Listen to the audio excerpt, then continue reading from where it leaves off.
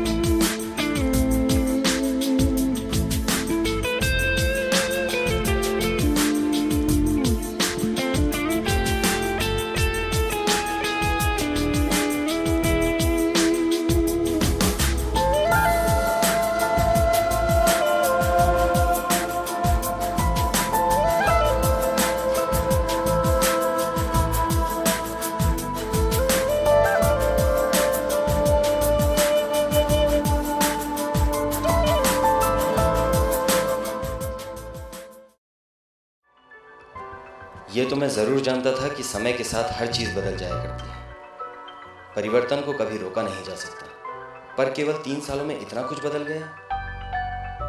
कवर्धा के इस नए स्वरूप ने तो मुझे हैरान कर दिया है, और अब एक सवाल खुद ब खुद मन में आता है, आखिर कैसे शुरू हुआ ये सब? किसी एक ने तो पहल की होगी, और मैं मिलना चाहूँगा उस शख्सियत से।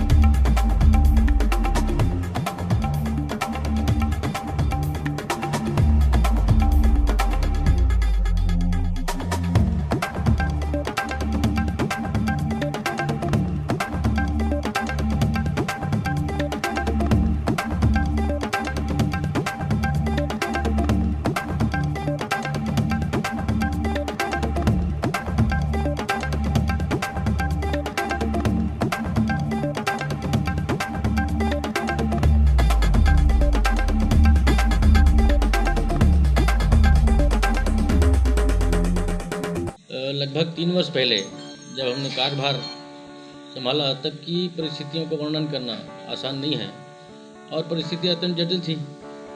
नगर का हाल बहुत ही बुरा था। चारों ओर मूलभूत सुविधाओं का अभाव साफ तौर पर दिखाई दे रहा था। कच्ची सड़कें, नालियाँ, बिजली और पानी की अव्यवस्था ये पूरे नगर में थी। ऐसी स्थिति में कवर्धा नगर के भीतर नगरवासियों को मूलभूत सुविधाएं मुहैया कराना हमारी प्राथमिकता बनकर उभरी, जिसके तहत नगर के सभी मार्गों, गलियों का कंक्रीटीकरण, नालियों का पक्का करवाने और बिजली खंभे का, नए तार का और सभी पुलों में विद्युत प्रकाशित हो, ऐसी व्यवस्था हमने की। 3 वर्ष पहले कार्यकाल के शुरुआती दौर में कवर्धा नगर के सौंदर्यीकरण के विषय में गहन विचार मंथन के पश्चात हमारे उद्देश्य बिल्कुल साफ थे। कवर्धा केवल नाम मात्र के लिए नगर था और इसलिए नगर को स्वरूप देना अत्यंत आवश्यक था। कवर्धा को प्रदेश के 3 प्रमुख शहरों से जोड़ने वाले विभिन्न मार्गों पर हमने रायपुर गेट, जो राजधानी से जोड़ती है, बिलासपुर गेट, जो हाई कोर्ट से जोड़ती है, राजनांदगांव, जो रेलवे स्टेशन और संस्कार धानी से जोड़ती है, इन तीनों द्वारों पर आकर्षक स्वागत द्वार का निर्माण हम लोगों ने कराया। आंतरिक रूप से नगर को जगमगाहट देने हेतु सामान्य मेटल लाइट्स के अलावा 4 विशिष्ट स्थानों पर भव्य दुधिया रोशनी देने वाले हाई मस्ट लाइट के स्तंभ खड़े किए गए, जो शहर को रोशनी प्रदान करते हैं। नगर सौंदर्यीकरण एक सतत अभियान की भांति है, जिसमें अनेकों कार्य लगातार प्रगति पर हैं और नगर पालिका परिषद कवर्धा इसके लिए प्रतिबद्ध है कि ये सभी कार्यों को हम उसके अंजाम तक पहुंचाएं।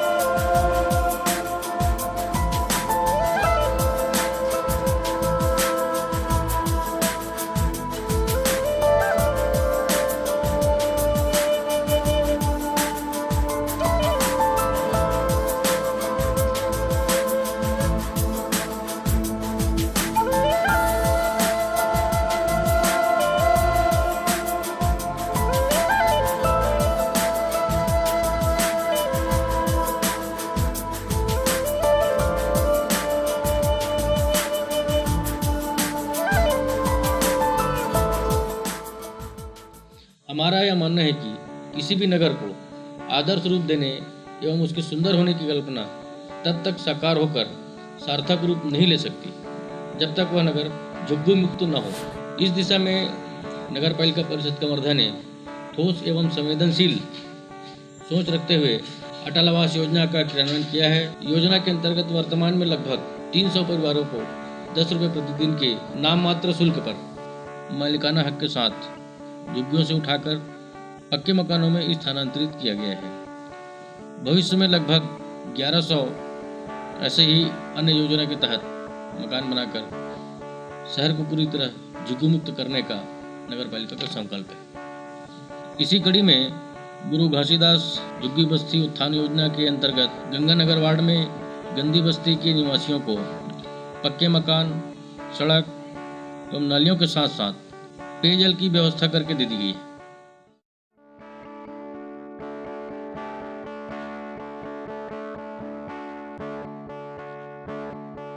मुख्यमंत्री स्वावलंबन योजना एक ऐसी योजना है जिसे सीधे तौर पर प्रदेश शासन की श्रेष्ठतम योजनाओं में से एक कहा जा सकता है। ऐसे सभी व्यक्ति जो रोजगार की खोज में सरकारी या प्राइवेट नौकरियों के पीछे भागा करते थे, उनके पास अब यह सुविधा है कि इस योजना के तहत पालिका द्वारा तैयार दुकानें आधे से भी कम दामों पर खरीदकर स्वयं का व्यवसाय प्रारंभ कर सकते हैं। इस योजना में अनेक चरणों में कार्य पूर्ण कर हमने दुकानों का आवंटन भी कर दिया है एवं लगातार नए दुकानों का निर्माण जारी है। ठीक इसी प्रकार से पंडित दीनदयाल उपाध्याय योजना के अंतर्गत जो लोग सड़क के किनारे बैठकर या ठेलों पर अव्यवस्थित ढंग से व्यवसाय का संचालन करते हैं, उन्हें 3 रुपये प्रतिदिन की दर से गुमटियाँ उपलब्ध कराई जा रही है।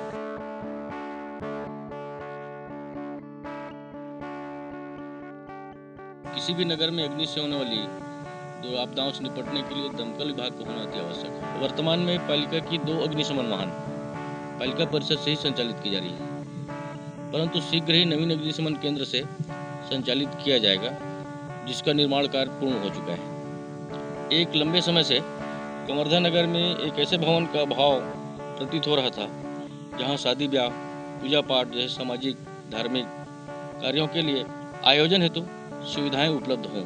सरदार पटेल मैदान के समीप मंगल भवन निर्माण के बाद अब नगर में यह सुविधा भी उपलब्ध है। इसके अलावा सामाजिक व्यवस्था स्थापित करने के लिए चरण में नगरवासियों की भावनाओं के अनुरूप हमने विभिन्न वर्गों के मुक्तिधाम का निर्माण कार्य प्रारंभ किया। इस दिशा में भोरमदेव रोड, लोहारा रोड में कार्य पूर्णता की ओर है। ठाकुर समाज एवं मुस्लिम कब्रिस्तान में निर्माण कार्य की योजनाएं बन चुकी है और कार्य भी प्रारंभ हो चुका है।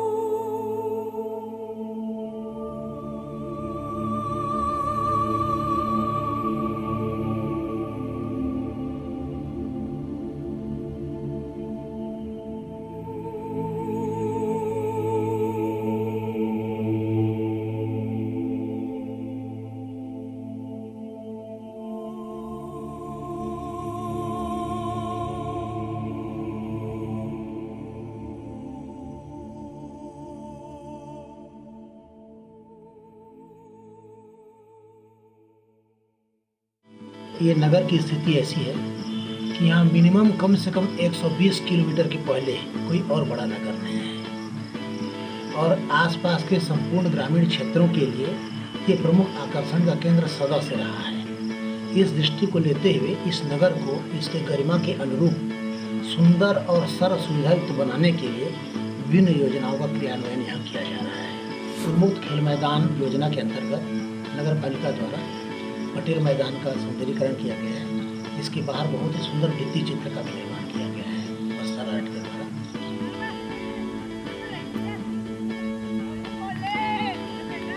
इस तरीके से जो युवा और इसमें लगे हुए हैं, खेल के प्रति अभिरुचि रखते हैं, उनको प्रोत्साहन देने के लिए और पालिका ये कार्य कर रही है।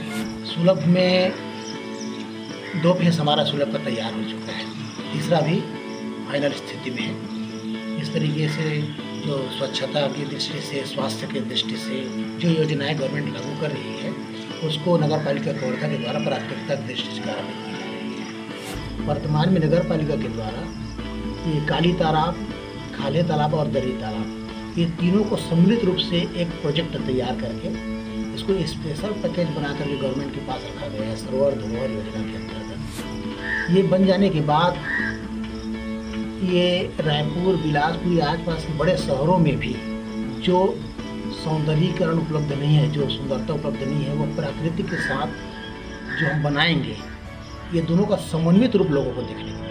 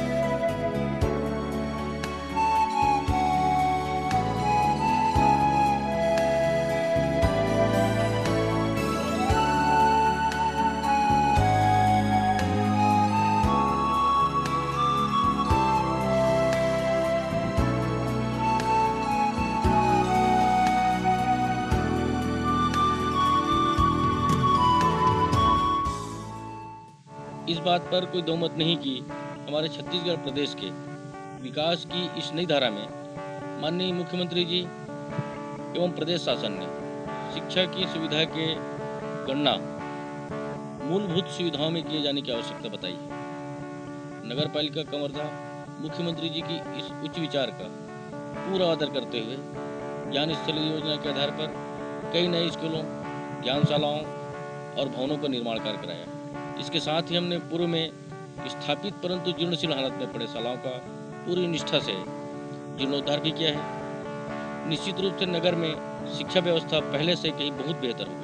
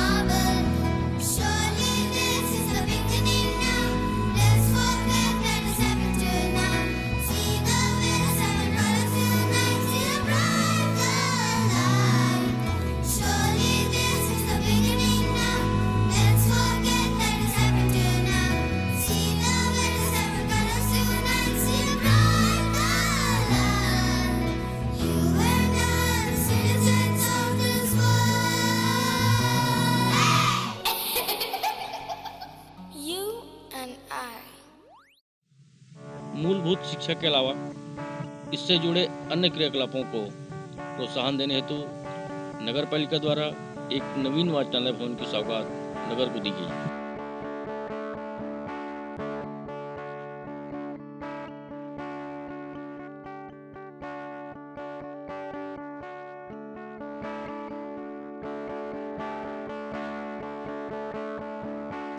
तथा कला एवं संगीत के विकास हेतु पालिका द्वारा वर्षों से चलाए जा रहे शारदा संगीत कला महाविद्यालय का भी जीर्णोद्धार करके उसे नया स्वरूप दिया गया।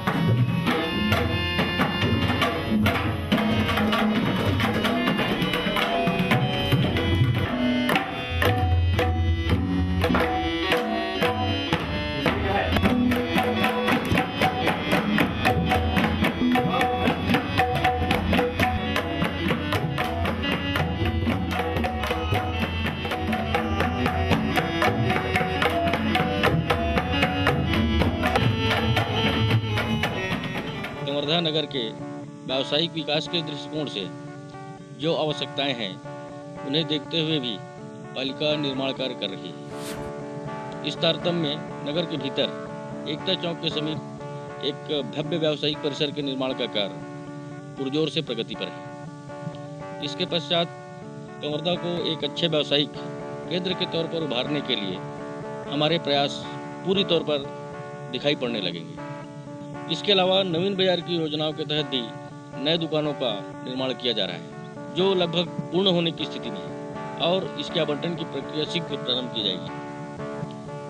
नगर पालिका परिषद ने कवर्धा में ट्रांसपोर्ट नगर बनाने का भी कार्य प्रारंभ किया है। हमें उम्मीद है कि इसके पूर्ण हो जाने के बाद न सिर्फ नगरवासियों को ट्रकों के नगर के भीतर आने से जो असुविधाएं होती है उससे मुक्ति मिलेगी, बल्कि ट्रांसपोर्ट के व्यवसाय से जुड़े लोग जो आज नगर में बहुत परेशानी की स्थिति में काम कर रहे हैं उनकी दिक्कतें पूरी तरह से हल हो जाएंगी। व्यावसायिक विकास के इन प्रयासों की दिशा में और भी अनेक योजनाएं तैयार की गई जिनका प्रारंभ अति शीघ्र हो जाने वाला है। जिससे आने वाले समय में शहर को और भी व्यवस्थित बाजार का लाभ इस जिले को मिलेगा।